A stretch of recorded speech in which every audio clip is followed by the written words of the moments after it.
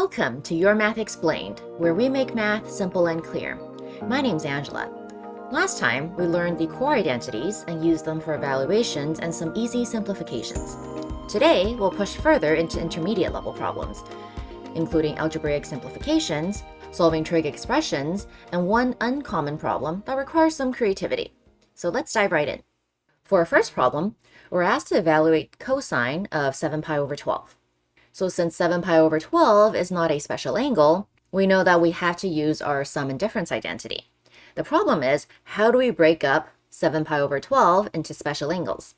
The first thing I notice is that 12 is 3 times 4, and 7 is 3 plus 4, and we have a lot of special angles that deal with 3 and 4. That gives a hint on where to start, so let's see if that works. We are going to break down 7 pi over 12 into 3 pi over 12 plus 4 pi over 12. Now, if we simplify these two fractions, we get the first one is pi over 4, and then the second one is pi over 3. And this is great because pi over 4 and pi over 3 are both special angles. So therefore, we're going to write cosine of 7 pi over 12 as cosine of pi over 4 plus pi over 3. So now using the identity, we're going to break this up. And that gives us cosine of pi over 4 times cosine of pi over 3 minus sine of pi over 4 times sine of pi over 3. And now we just need to evaluate these four expressions. So cosine of pi over 4 is 1 over root 2. Cosine of pi over 3 is 1 over 2. And then sine of pi over 4 is 1 over root 2, multiplied by sine of pi over 3, which is root 3 over 2. So then combining these two, we end up with this is equal to 1 minus root 3 over 2 root 2. Now for our next example, we're asked to prove this identity here. So looking at these two sides, we can see that the right side has some pretty complicated looking angles. And from the previous video where we talked about proving trig identities, we said that we want to start with the more complicated looking side. However, if we were to start with the right side, we are going to have to break this up into a over 2 plus b over 2. And then we're going to use our sum identity to break this up. And then we're going to do the exact same thing here. And then we have to multiply them together. And that is going to get very long and tedious. But we're going to use the fact that we're in the sum and difference unit. And then we're going to take a look at these two complicated looking angles. So one of them is our a plus b over 2. And the other one is our a minus b over 2. Notice that if we take the first angle and we add it to the second angle, we actually get this is equal to, notice how the b's will cancel out and we actually get 2a over 2, so this is actually just equal to a. And then similarly, if we take our first angle, which is a plus b over 2, and then we subtract the second angle, which is a minus b over 2, this ends up being equal to b. So we're actually going to tackle this a little bit differently. We're going to start with the left-hand side, which is sine a plus sine b. And then we're going to replace a with this expression here, and then we're going to replace b with this expression here. So that means we get this is equal to sine of a plus b over 2 plus a minus b over 2. And then our second one is sine b, which is now going to be sine of a plus b over 2 minus a minus b over 2.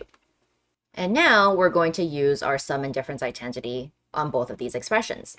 So the first one, that is going to be equal to sine of our first angle times cosine of our second angle, and then plus cosine of the first angle times sine of the second angle. So this is expanding out this first expression. So I'm just going to highlight them so that we can see which one is which. And now we're going to add, and I'm going to write this on the next line, and this is going to be the second one expanded. So that's going to be sine of the first angle multiplied by cosine of the second angle. And then now we have subtract cosine of the first angle multiplied by sine of the second angle. So this, I'm going to highlight that in pink. That is the expansion of the second angle. But now notice how here we have a plus cosine of a plus b over 2 times sine of a minus b over 2.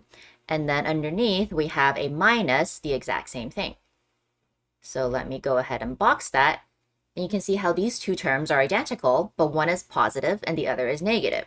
So they are going to cancel each other out, which means we're actually left with just this part.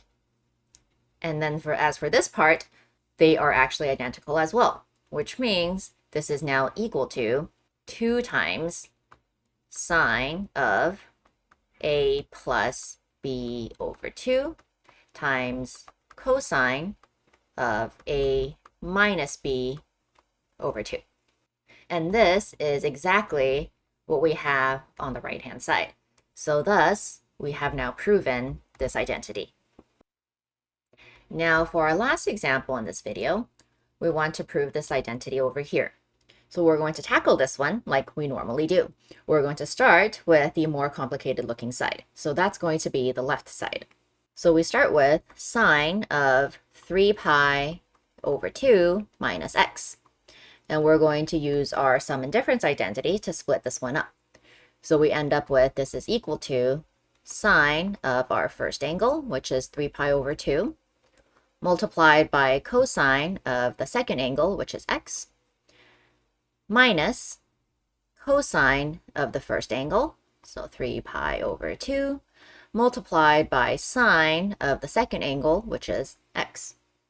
Now 3 pi over 2 is an axis angle, so that means we can evaluate sine of 3 pi over 2 and cosine of 3 pi over 2. Now sine of 3 pi over 2 is going to be equal to -1, so we get -1 times cos x, and then minus, now cosine of 3 pi over 2, that's just equal to 0. So then we get 0 times sine x. So that means the second term is just going to be 0.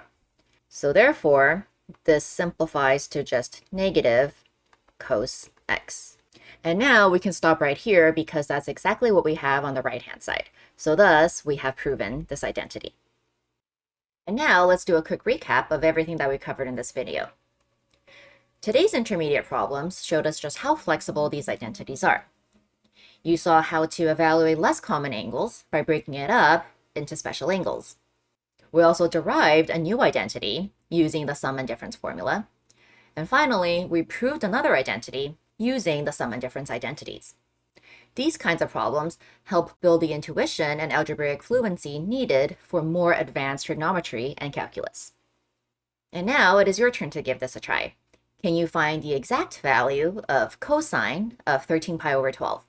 Make sure to leave your answer in the comments below and let us know if you'd like to see more content on trig identities in the future. That's it for this video. If you found it helpful, remember to hit that like and subscribe. And if there's a topic you'd like us to cover, make sure to drop it in the comments.